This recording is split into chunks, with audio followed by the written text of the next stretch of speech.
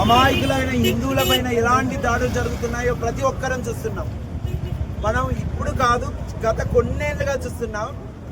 మనకు ఆరాధ్య దైవమైనటువంటి గోవును చంపేస్తారు, మనం పూజించుకునే గుళ్ళను కూల్చేస్తారు, మనకు ధర్మం అనుకునే ఇతిహాసాలను మనం ఆరాధ్య దైవంగా పెట్టుకునే శ్రీరాముడిని సీతల్ని కూడా అవమానకరంగా స్టేజీలెక్కి మాట్లాడతారు. అన్నింటికి సహిస్తాం.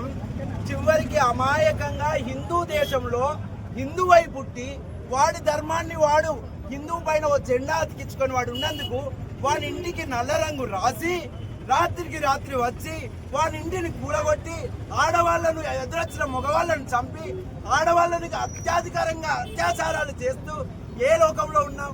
ప్రజాస్వామ్య పాలన ఇంకేమిటి? జరిగింది ఏంది? జరిగిన దానికి ఖండించే విధానం ఏమిటి? ఎవడి ఆస్తి ఎవడు తీసుకున్నాడు? ఎవరి ఆస్తులు ఎవడు గుంజుకున్నాడు? హిందూ దేశంలో హిందూ పట్టణం బ్రతకడానికి ఇంత కష్టమా? ఇంత దారుణమా? ఇప్పుడు ఇదంతా జరిగి నా హిందూ సాటి హిందువులు చస్తున్నారు అని చెప్తే మాట్లాడడానికి రోడ్డు మీదకి వస్తే నీది మతోన్మాదం, నాది మతోన్మాదం. నా దేశంలో హిందూగా పుట్టి హిందూగా బ్రతుకుతూ పరమతాలను గౌరవిస్తూ మా ధర్మాన్ని మేము బ్రతుకుతూ ఉంటే మాకు ఇబ్బంది జరిగితే అయ్యో ఇబ్బంది అవుతుంది అని చెప్పడం. పాలస్తీనాను కాపాడండి అంటారు మన గొప్ప గొప్ప సినిమా స్టార్లు, సెలబ్రిటీలు, వీళ్ళు వాళ్ళు. కనిపిస్తలేదా ఈ రోజున మీకు?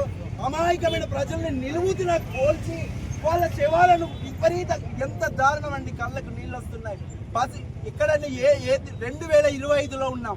స్కూళ్ళల్లోకి పోయి అనాథ శిబిరాలలాగా వాడి ఆస్తులు వాడు సంపాదించి కూడబెట్టుకున్న ఆస్తుల్ని పోగొట్టుకుంటాడు. వాడు భార్య పిల్లల్ని చేతులు పట్టుకొని బ్రతుకుడా నాయన అని పోయి ఇంకో దగ్గర బ్రతకవలసిన స్థితి మనది. ఏ తప్పు చేసినాం? ఎవరి సొమ్ము గుంజుకున్నాం? ఏం చేసినాం? ఇప్పటికైనా ఏ న్యాయం అడుగుతున్నాం మనం? ఏది ఎవరు తీసుకున్నారు? వక్ఫ్ బోర్డు అనేది నీకు అన్యాయమే అయితే నువ్వు చేయవలసినటువంటి నిరసనేంది? అమాయకమైన హిందువుని ఇంట్లోకి పోయి వాడిని చంపడమా? ఇప్పుడు దీన్ని మనం ఇంకా ఖండించకపోతే వాడు చచ్చిండు. అది బెంగాల్లో జరిగింది, మొన్న బంగ్లాదేశ్లో జరిగింది, ఇవాళ బెంగాల్లో జరిగింది. 2 రోజులు అయితే హైదరాబాద్ అవుతుంది, 2 రోజులు అయితే నీ పక్కింటికి వస్తుంది. సాయంత్రం అయితే 5 గంటలకు మనం ప్రోగ్రామ్ అనుకున్నాం. 5 గంటలకు 500 అనుకున్న కాడ ఇంకా 500 రావాల్సినంత శక్తి ఎక్కడ రావట్లేదంటే నా వరకు వస్తే చూస్తాను అనేటువంటిది.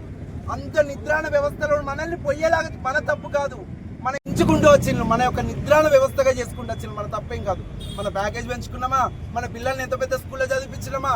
అదే. కానీ ఎంతకాలం పోతాం? మన మనుగడ ఎక్కడికి సాగుతుంది? నుదుట మీద బొట్టు పెట్టుకోవడానికి కూడా మనకు భయమా? సిగ్గు ఇన్ని రోజులు సిగ్గాయి పెట్టుకున్నారు, 2 రోజులు అయితే భయాన్ని కూడా పెట్టుకునే పరిస్థితి వస్తుంది. హిందూగా ఉండద్దు, నేను హిందూ అనే ఆనవాళ్ళు కనపడద్దు, చేతికి కంకణం కట్టుకోవద్దు, నెత్తి మీద బొట్టు పెట్టుకోవద్దు అనుకునే స్థితి కూడా మనకు వచ్చేదానిక మనం ఇట్లనే ఉందామా? ఇప్పటికైనా నిద్రాణ వ్యవస్థలో ఉన్న మనం అందరం మేలుకొని ముందుకు వచ్చి హిందూ అని ముందుకు రాకముంటే ఇంకా విపరీతమైన స్థానాలకు పోతారు. ప్రతిసారి ఛత్రపతి శివాజీ పుట్టాలా మనకి? మళ్ళీ సామ్రాజ్య స్థాపన చేసే అంత స్థితికి రావాలా మనం? జీజియాబాయి మళ్ళీ ఒక ఇంటింటి జీజియాబాయి రావాలి.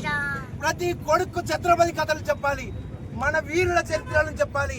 ఎప్పుడు రీల్స్ చూసుకున్నామా, సినిమాలు చూసినామా, ఈ రోజు ఎంజాయ్మెంట్ చేసినామా?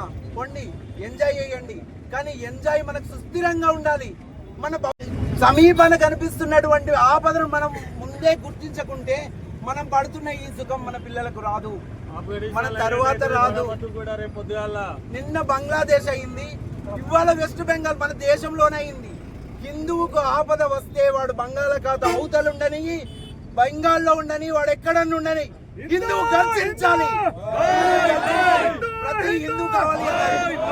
ఇందరం మనం ముక్త ఖండంతో చెప్తున్నది ఒక్కటే, మనం ఏం అన్యాయం చేయనట్లేదు. దేశ